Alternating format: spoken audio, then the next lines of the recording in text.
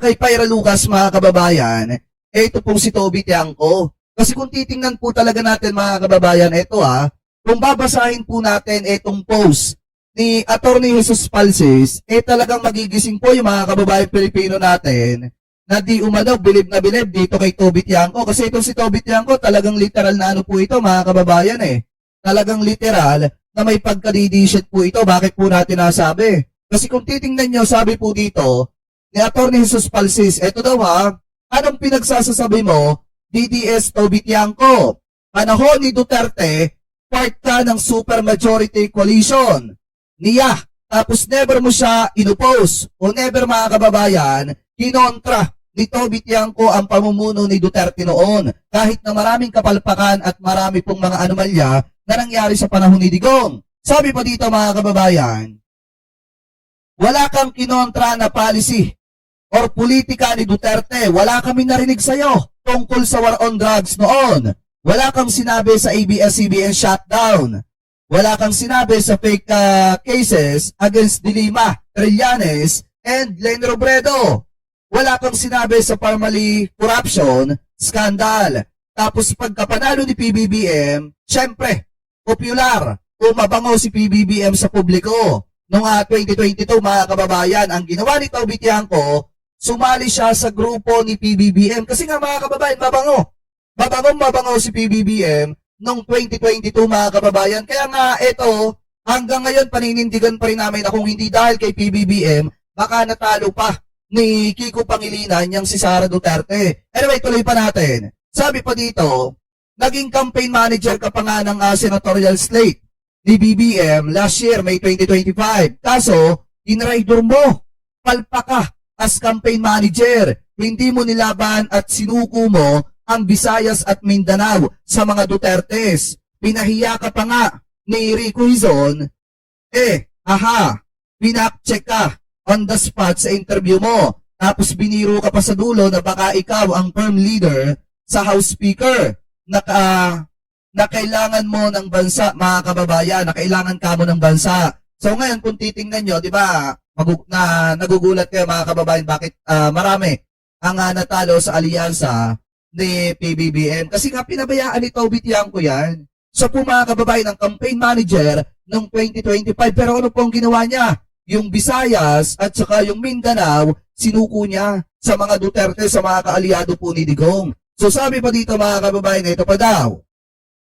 Tapos ang isa pa nga dyan, mabalikan lang natin, isa rin po siya sa naghahangad ng speakership nung mga panahon na yon, pagkapasok ng 20th Congress. Ano po, so sabi pa dito, pero kung ako mag-i-interview sa'yo, sasabog sa mukha mo, mga kasinungalingan at pabida-bida mo. Inikwento mo na part ka nung meeting ni BBM, kung saan pinapagalitan niya si Saldico at Martin Romualdez noong 2024 pa, o early 2025. Bakit wala kang sinabi noon?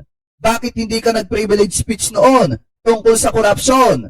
Nagbida-bida ka ngayon sa baluarte mong Nabota City kung saan billions of pesos ang budget mo sa flood control. Ang mga budget insertion mo, wala ka namang mapakitang progress. Walang mapakitang resulta mga kababayan. Lagi binabaha ang Nabotas at hindi naman umuunlad ang GDP or net revenue taxes ng Nabotas tulad ng Pasig City at Quezon City. Lumaki ang budget allocation para sa Lone District of Nabotas this 2026.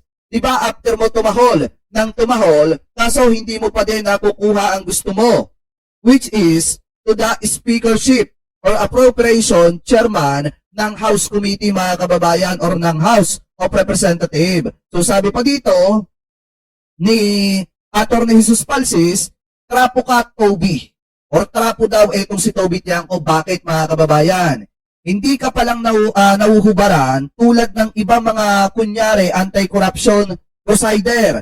Pero naisisiwalat din na may mga sariling kalokohan ka, Toby Tiangco. Sabi pa dito, time is the ultimate truth teller. Remember, lahat na may ingay, nilalagay nila ang sarili nila sa spotlight. May ibang mas kumikinang sa liwanag, may ibang natutunaw sa init. Sina Sara Trillanes at Shelo Magno na tuloy-tuloy na lumalaban kontra korupsyon.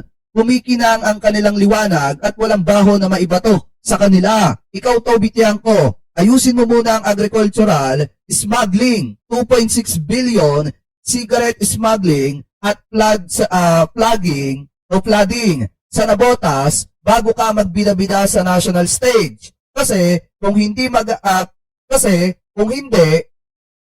mag-aantay ka lang sa alingasaw din ng baho mo. Yan po mga kababayan yung sabi dito ni Attorney Jesus Palces. Kasi biruin nyo ito na lang ang isipin nyo mga kababayan.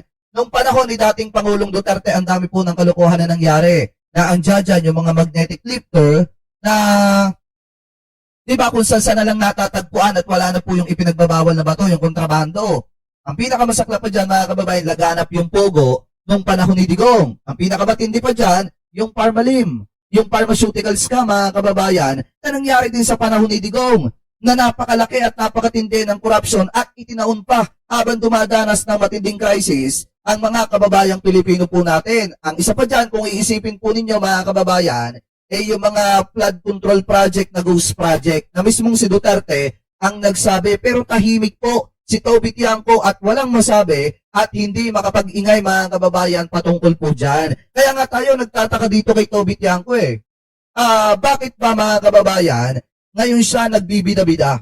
Bakit ba itong si Toby Tiangco mga kababayan, ngayon po nagdadaldal ng mga bagay na yan? Pero kung iisipin nyo mga kababayan, ng panahon nga pala ni dating Pangulong Duterte, hindi niya nagawang kontrahin itong si Digong kahit laganap na ang matinding korupsyon sa panahon po ni Duterte habang itinutumba yung mga kababayan po natin at habang namamatay naman sa gutom yung ibang mga kababayan nating Pilipino na dumadanas ng matinding hirap dahil po sa pandemic. Doon pa inabuso yung pera ng taong bayan. Ganyan nila pinagbukang tanga noong mga panahon na yon ang mga kababayang Pilipino po natin. So ngayon, ang isa pa dyan mga kababayan, kung titingnan po ninyo, eto pa, kung mapapansin po ninyo, sabi ko nga po sa inyo mga kababayan bukod po dyan kina Toby Tiangco, hindi porket sumusuporta sa gobyerno mga kababayan na kongresista, hindi na po natin mapupuna dito. Basta pag nakita nating may mali mga kababayan, hindi po pipwede na wag po natin punahin yan at hindi po pipwede na hindi malalaman yan ng taong bayan.